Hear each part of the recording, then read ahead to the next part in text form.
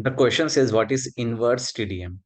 So before looking into inverse TDM, let's recap what is TDM. So basically in TDM, what happens, there are multiple sources which sends a signal of low bandwidth. And to increase the bandwidth utilization, we use a MUX, that is multiplexer, which combines all these signals into one and passes through a medium. And at the receiver end, we use a demux. What does demux do? It splits the signal into its original form. So, so there were three signals which was combined. So after passing it through demux, it splits into three signals into original form, and it is received by the receiver. So what happens in this? Basically, the low bandwidth signal is combined into high bandwidth using musk and demux. Now we will see what is inverse TDM. So by name itself, we can understood that something opposite is happening from TDM. So in the figure, first let's see the figure. What happens? There is a high speed signal, and suppose the bandwidth of the medium is less. So what happens in this? We use inverse mux.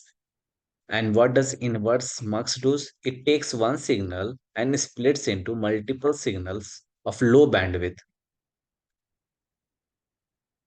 and it is being passed through a medium. And at the receiver end, we use demux, that is inverse demux, which takes all the signals and combines into one in its original form. Basically, in TDM, we have low bandwidth signal, which to which we merge to a high bandwidth signal. But in inverse TDM, there is a high bandwidth signal which we split into low bandwidth signal.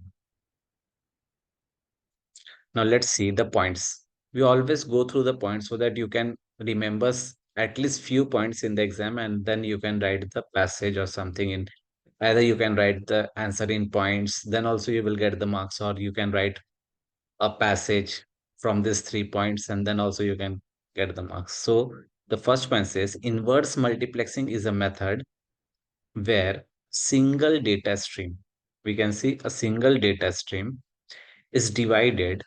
Remember, it is divided or split up.